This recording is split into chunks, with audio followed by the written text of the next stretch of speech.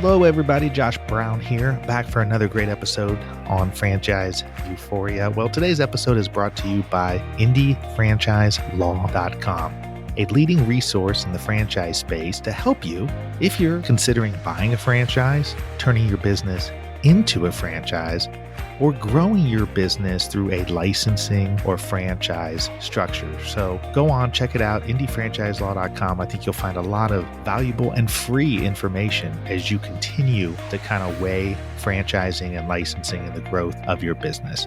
Without further ado, I hope you enjoy today's episode. On today's episode of Franchise Euphoria, I've got Shirin Kanji, who's responsible for overseeing all of Impact Properties investment-related activities and directly oversees the newly formed retail division, which includes 75 Rent-A-Center franchise locations and 2 CARSTAR franchise locations. Mr. Kanji holds a BS in finance and political science from NYU Stern School of Business and an MS in real estate finance and development from NYU Real Estate Institute. He's a member of YPO Florida chapter, part of the NYU Alumni Advisory Board for the West Coast of Florida chapter, and the NYU Alumni Mentor Network. I hope you enjoy this interview with Shirin. It's a fascinating dive into just how he and his company, the Impact Properties, decided to invest in a large amount of franchise locations, how they make those decisions, and how they make the decisions going forward. So without further ado, hope you enjoy this interview. Hello, Shirin. Welcome to Franchise Euphoria. How you doing? Good. Thank you for having me, Josh. Well, thanks for coming on the show. Obviously, your involvement with different franchise systems and Impact Properties is something that'll be of interest to is interesting to me and also to my audience. Tell us a little bit about you and sort of your background. Sure thing. And the story of Impact Properties really starts as a story of my family and my father, who emigrated to this country back in 1979, 1980. And it was a true vintage American dream type story. He came over here with my mom and my grandparents and a few other of our close relatives with really nothing in their pocket, no real formal training. They had run a very simple kind of bar business back in the UK where they had lived together for a while. And, it's didn't know what to do, but everyone knew that the opportunity was in America. And, at that time, my mom's side of the family was kind of budding entrepreneurs and successful in the hotel industry in Southern California. So my father went to spend some time with them, really fell in love with that business. And that's kind of where we started. And through their assistance, identified a couple of opportunities for kind of independent motels. And you probably remember kind of what these look like if we're thinking back in the day, kind of the U-shape structure, single story, maybe 20, 30 rooms, a pool in the middle, a little check-in desk up in the front, very mom and pop type operation in a college town. And that's where I was born in Gainesville, Florida. And that's kind of the real nascent start to Impact Properties. And, the early days, it was characterized by independent operations. And since there was no formal training, it was, roll up the sleeves and just figure it out. It was transformative for my father and the family, but for our family business, because we've learned so many great lessons because there was no staff. We were our staff. If you were a family member and you could do something, you were working. So it was like pick up the mop. Let's go. Exactly. I think, my father and my grandfather, my father worked the front desk and sales. My grandfather was the handyman. I think my mom and a few of my aunts were working, on the housekeeping side and laundry. So, I mean, it just, young, naive, but that's very familiar probably from you and maybe your listeners have heard from the immigrants that came to this country back then. And, learning about business, learning to deal with customers and people and managing an operation, without a model, without proven, results or history or branding. Were tough lessons to learn, but, one motel turned into 2, turned into 3. And then, shortly thereafterwards, we learned about franchising and we learned about what, franchisors do, national brands, national marketing, the support, the proven business model, if you call it. And, we ended up started doing, franchise hotel deals. And that's kind of really where things started taking off for us. And now I'm saying probably mid to late 80s, we did our first franchise hotel development deal in a small suburb at the time outside of Tampa in Brandon. And my father, he still jokes to this day that he basically made every mistake in the book possible when building that first hotel. But, that's kind of the best lessons come from that sometimes. And I think, going through that process really set the stage for us to be able to grow and grow quickly over time. And, from hotels, we franchised restaurants and now most recently retail as well. So it was what, about 10 years or so running different motels? Yeah. So on the independent motel side, before we got to franchising, it was probably, I'll say about 7, 8 years. Yeah. And then did you guys did your family sell those off to then invest into the franchise opportunity with the hotel? Yeah. So, at that time, it's not what the capital markets and financing is like as robust as it is today, especially for mom and pop independent operations. But, there was a period of kind of recapitalizing existing holdings. And, at that time, we saved everything that we earned because we wanted to keep growing. So, a combination of the two really kind of helped set the stage for that first, franchise opportunity. And that was a ground up development, which probably is the most risky of them all versus maybe even buying an existing location. But that's what came in front of us and where we saw the best opportunity.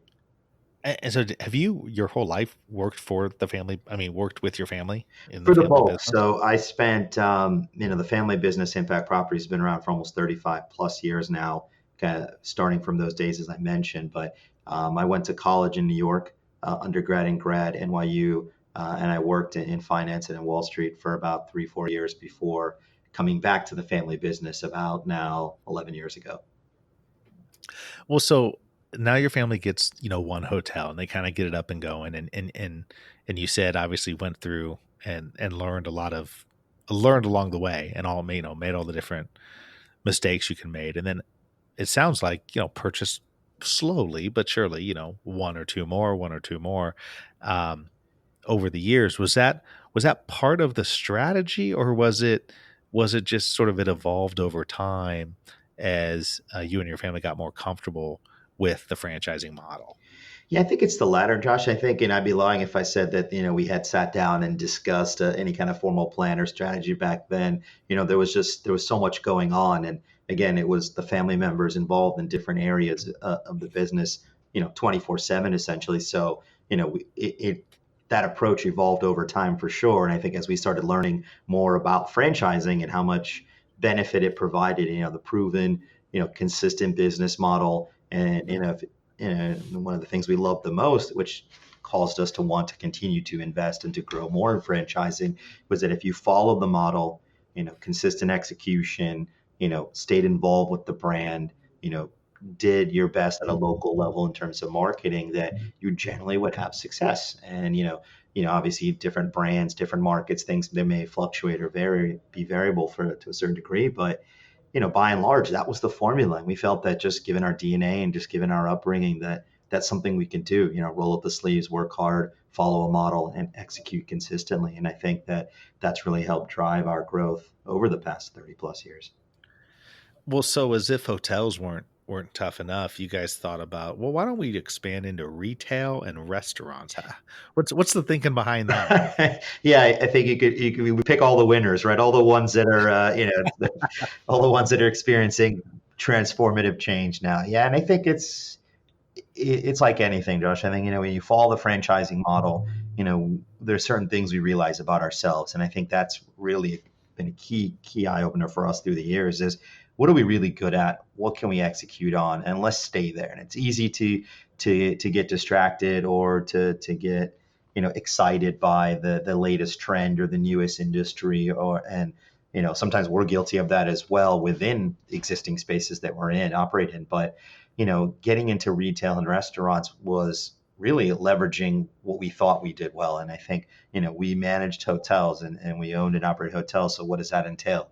You're operating a people facing business 24/7, 7 days a week, including holidays. You're never closed. So customer interaction is daily, local marketing, national marketing, managing your staff, recruiting, training, keeping up with operating trends, whether it's technology more recently, to even changes in laws that affect how you can and cannot operate in our space. So, we felt, what other industries could we take that to? What other industries had similar characteristics? And, food and retail are, very close cousins, I guess, from the hotel side. And, so far, retail has probably been more of a 5+ year thing for us. And, restaurants maybe a little bit more, almost double that. But, I think we found that to be true.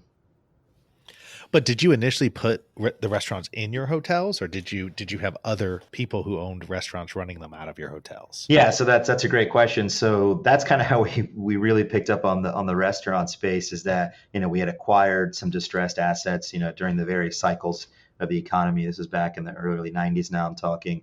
There were a few RTC hotel deals that we bought where they were full service hotels and there was a restaurant outlet. And typically in hotels back then, the restaurant outlet never made any money. And you just kind of had it as a service. You offered breakfast, maybe people hang out after their business meetings or whatever they were in town for at the bar, perhaps, but they never were exciting. They aren't the concepts that they are now. And they never made money. So we said, okay, what can we do with the restaurant to create a little extra value for the hotel operation? So again, like everything, we rolled up our sleeves, kind of came up with some solutions. And initially we used to lease the outlets. And we're like, yeah, but can we do better than the lease payment? And then that's where kind of some of the magic started happening for us, at least in that space, is that it started clicking a little bit better after we kind of saw some good operators that, at least from us, kind of what they did. And, when those opportunity presented itself again, in some cases, we took that on ourselves and we've done well with it since then. How do you identify a great, you can identify sectors and you can identify, hey, we want to get into retail, but that's a big, wide, deep ocean of opportunities. And how do you discern one opportunity from the next and really decide that, hey, this is something we want to jump into for the long term? Yeah, it's great you mentioned that, Josh, because it's hard. And I guess the initial thought that comes to mind is it's hard because there's a lot of new things out there today, a lot of new brands, a lot of new segments, a lot of things that normally would not have even been possible 5 or 10 years ago. So it's easy to go to the shows, the multi-unit conference, the franchise finance, the restaurant finance development conference, all the big shows every year, the IFC shows, things like that. There's always a new brand. There's always new opportunities. And, we used to, go from aisle to aisle, me and my father, through each of the rows and try to talk to as many brands and take all the information and follow up. And back then, that was a way we would grow, is, we'd have to be the ones to develop a new concept, an emerging concept, and grow with that brand. But then, we learned a lot from some of the really sharp multi-unit operators in the space that, you can also grow, through acquisition, and you can buy existing stores. And, we started reconciling, capital allocation and spend time, and overall success and return for, developing versus acquiring, or doing a combination of both within a brand. And, it's there, that ocean is pretty deep, Josh, but for us, it ultimately boils down to the unit economics. And, you know, we've learned that even, whether you have an emerging brand or a mature brand, it's nice that there's a few corporate stores or maybe a few initial opening stores that have big volumes or great margins or fast growth. But, we've learned, and sometimes a tough lesson, that not all business models are created equal, and those unit economics really have to make sense, and it has to be scalable. And then, whether it works well in one town because the guy who created the concept was from that town and he created that bar, that restaurant, that retail shop, whatever it may be. But then by the time they got to unit 20, 50, or 100, you were seeing some dilution. And that naturally happens from the initial stores in the hometown where the brand recognition is there, to by the time you get to, larger unit size, which, it's not unexpected, but it makes it more impressive what some of the large brands have been able to do when they get that critical mass. And then you get that consistency in those unit economics. That's something we can invest in, and that's something that we can get excited about, investing as part of our growth strategy.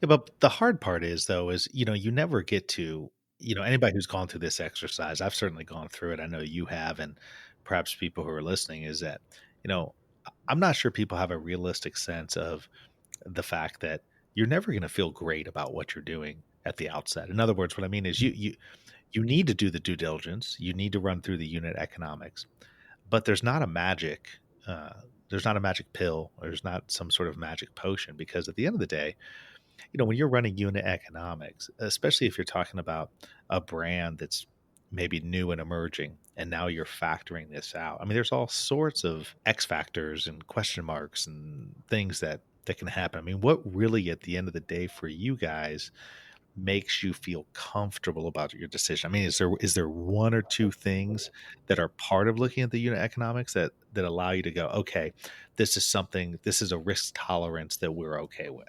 Yeah, that's a great question, Jocelyn. You're exactly right. I mean, there's a lot of factors that you don't control, and you go through the FDD, and you get to that nice chart in the back that everyone wants to go to look at the numbers and how the stores and the system performs. And there's great data in there. Sometimes there's probably too much, if I'm being honest. And I think you hit upon it exactly. Is that in not all situations are you going to be able to experience the comfort level to say, hey, this is going to work, guaranteed. Some of the things we've worked on, we thought were going to be slam dunks, and they weren't. And the ones that we weren't so sure about have worked out the best, right? And I think it goes back to, you can't control everything. I mean, obviously, you got to do due diligence, you got to underwrite the deal, and ask the right questions, and hopefully get good answers from the franchisor. But ultimately, what helps us kind of pull the trigger and say, hey, we're going to go to that next step, or this is a pass or a no pass, is, obviously we take a look at unit economics, as I mentioned, but then you kind of look at that with the cost of developing that space, take a look at the competition within there. There's certain segments where there's a lot of great brands, but there's also 20 of them, right? So, your success or ultimate success is going to be a little maybe more challenged if you're in a different market or up against folks that, in other competing brands have already built out the territories you're interested in. So we try to balance between the unit economics, the competitive landscape within that segment, and in the markets that we want to be in, and kind of take a look at it holistically. But you're right, there's not an exact science. There's nothing that says, yeah, checks all the boxes, let's go. I think for every franchisee, it's a unique process, and some, maybe more numbers focused, some maybe more gut feel, some maybe a combination. But the key, I think I would say, is that you kind of have to find where your comfort level, and I think a lot of that comes with experience. Because I think when you're a young franchisee, you look at any concept like, oh, I can do X dollars in revenue, and here's the EBITDA margin, and you tend to think more things are possible. And I guess over time, we've been around for 35 years, and sometimes we get a little more skeptical at the outset now than maybe we used to. But we would have missed out on some great opportunities and brands if we weren't a little naive, I guess, in the beginning. And now I feel like sometimes we may be a little paralysis by analysis. We may dig in almost too deep sometimes and cause us to say no a lot more often. So, Well, I mean, it's the benefit and the curse of experience, right? I mean, so you can't forget bad experiences from the past, but at the same time, you don't want that to weigh too heavily on opportunities in the future. exactly. Yeah. Well, tell me about some of the brands that you guys have invested in recently and that you're working with now. Yeah, so I know that we've done a couple exciting things on the retail side, and we started with one of the ones we've scaled up actually quite successfully has been Rent-A-Center. That is, for those that may not be as familiar, it's a retail brand in the rent-to-own retail space, predominantly focused on furniture, appliances, durable goods, home goods, kind of larger ticket items. And it's one where we started with the brand acquiring existing corporate locations in kind of an initial test of a refranchising strategy back in 2015. The conversation though started in 2014. So we were talking for a while, getting to know each other, getting to know the business model, the brand, kind of the outlook. And, we started with 40 locations, to diving right in, pulling the Band-Aid off right from the beginning, and growing to our current store count, which is 75 locations spread across the Southeast, across 8 states. What about on the food side? On the food side, we have, we've kind of been fortunate to be in some good brands that then, for a handful of reasons, we may have divested of over the last few years. But one of the exciting kind of newer food brands that we're in now is BurgerFi. We have 3 locations that we've developed from the ground up here in the Tampa metro area. And I don't know if you've ever had a chance to go to one, but food is fantastic, kind of a throwback to, I guess, what they call the glory days or the simple days, of menus being very, simple, kind of like the modern take on kind of the better burger space with local craft Yeah. beers and very neat, cool design, kind of that industrial look. And they've got a good box. They've got a great menu, the quality of the food, made to order, no microwaves, no heat lamps, things like that. So I think, even though there's a lot of competition within the better burger space, they have a great product, and we've been happy with it.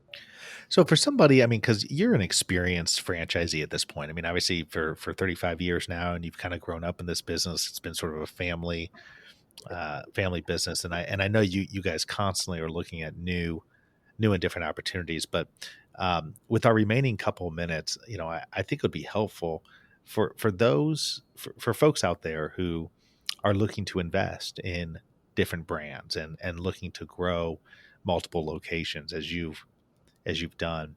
What are some of the key things outside of the unit metrics? Not key things to maybe red flags to look for. I mean, instead of what you look for on the good side, what are some things where you kind of say to yourself, boy, if this brand doesn't have this, or if this is what I'm getting from that brand, I think we're really going to stay away from that. Yeah, and I hope I don't get myself into trouble answering this question because we have a lot of great brand relationships. But no, Well, you don't have to name names. I just want to know the thought process, because I think that, franchisees, it's a really, really tough thing, because again, they're bombarded with information in the FDDs, hundreds of pages. And smart ones get counsel and use other professionals, but still they're left with, okay, I've got all this information. I've got this franchisor telling me how great everything is all the time.